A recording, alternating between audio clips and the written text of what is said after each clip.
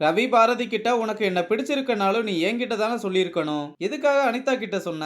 2 பேருமே எல்லாம் பேசிட்டு தானே கல்யாணம் பண்ணோம். அப்புறம் ஏன் அனிதா கிட்ட என்ன லவ் பண்றேன்னு சொன்னேன்னு கேட்க, நீங்க இப்ப கோவமா இருக்கிறதுக்கு காரணம் நான் உங்கள லவ் பண்றதா இல்ல நான் உங்கள லவ் பண்றேன்னு அனிதா கிட்ட சொன்னதான்னு கேட்க, ரவி எதுவுமே பேசாம அங்கிருந்து கிளம்புறான். இங்க ஒரு கிளப்ல அனிதா உட்கார்ந்திருக்க. அர்ஜுன் வந்ததும் அவன் கிட்ட எல்லாத்தையுமே சொல்லி அழுக. அர்ஜுன் தான் கொஞ்சம் அட்வைஸ் பண்ணி அவளை சமாதானப்படுத்துறான். அப்புறம் ஹாஸ்பிட்டல்ல ரவியையும் அனிதாவையும் தனித்தனியா வேலை பார்க்க சொல்ல, அப்ப ரவி இல்ல மேம் நாங்க ஒன்னாவே ஒர்க் பண்றோம், இவ்வளவு நாள் அப்படித்தானே போய்கிட்டு இருந்ததுன்னு சொல்ல, அப்ப அனிதா இல்ல மேம் நீங்க எடுத்த முடிவு தான் சரின்னு சொல்லிட்டு கிளம்ப, வெளியே வந்ததும் ரவி அனிதா கிட்ட ஏன் இப்படி பண்றேன்னு கேட்க, எனக்கு கிடைக்க வேண்டிய எல்லா கிரெடிட்ஸையும் நீயே எடுத்துக்கிட்டு போயிடுற, என்னைக்காவது ஒரு நாள் என்ன வேணாம் எங்க டீம் தான் இதுக்கெல்லாம் காரணம்னு கிரெடிட்ஸ் கொடுத்திருக்கியான்னு கேட்க, சரி இனிமேல் எல்லா கிரெடிட்ஸையும் உனக்கே கொடுத்துடுறேன்னு சொல்ல, இத கேட்டு அனிதா கடுப்பாகி என்ன ரவி பிச்சை போடுறியான்னு கேட்டு 2 பேருமே மாறி மாறி சண்டை போட்டு கோவிச்சுக்கிட்டு போறாங்க.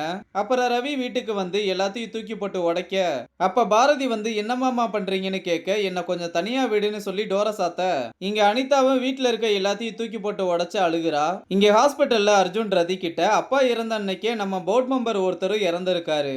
அவர் இறந்ததுக்கு அப்புறம் அவங்க குடும்பம் யூஎஸ்ல செட்டில் ஆகுறதுக்காக அவங்க கிட்ட இருந்த ஹாஸ்பிட்டல் ஷேர்ஸ் எல்லாத்தையுமே மதன் கிட்ட வித்துட்டாங்கன்னு சொல்ல, மதன் கிட்ட வித்துட்டாங்களான்னு ரதி ஷாக் ஆகுறா.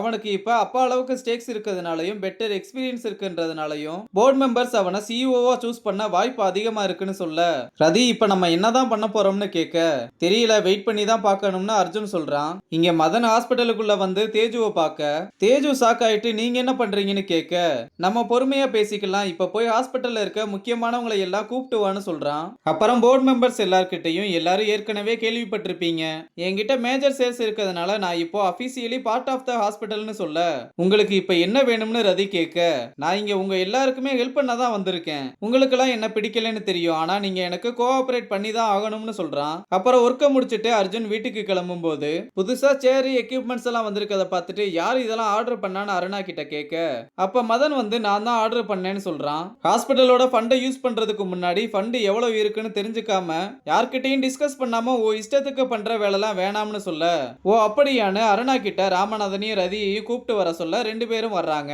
மதன் ரதி கிட்ட நடந்த எல்லாத்தையும் சொல்ல, அப்ப அர்ஜுன் இவன் வேணும்னு பண்ணணுமேனு பண்றான், அப்பா இருக்க வரைக்கும் எல்லாத்தையும் டிஸ்கஸ் பண்ணி தான் பண்ணோம், ஆனா இப்ப அவர் போனதுக்கு அப்புறம் அவங்க இஷ்டத்துக்கு எல்லாம் பண்றாங்கன்னு சொல்ல, நீ என்ன மனசுல வச்சுக்கிட்டு பேசுறேன்னா எனக்கு இந்த விஷயத்துல தலையிட விருப்பம் இல்லைன்னு ரதி சொல்லிற. அப்ப ராமநாதன் எப்படியும் இந்த எக்யூப்மெண்ட்ஸ் எல்லாம் வாங்கணும்னு நம்ம பிளான் பண்ணியிருந்தோம், இதெல்லாம் இருந்தா யூஸ்ஃபுல்லா இருக்கும்னு அர்ஜுன் கிட்ட சொல்ல, இப்போ ஓட்டு எடுத்தாலே என்ன ரிசல்ட் வரும்னு உனக்கே தெரிஞ்சிருக்கும்னு மதன் சொல்ல, உங்களுக்குள்ள இருக்க பிரச்சனைக்கு என்ன கொண்டு வராதீங்கன்னு ரதி சொல்லிட்டு போக, அர்ஜுன் கோவத்தை கண்ட்ரோல் பண்ண முடியாம கோவத்துல கத்துறதோட இந்த எபிசோட முடிச்சிருக்காங்க.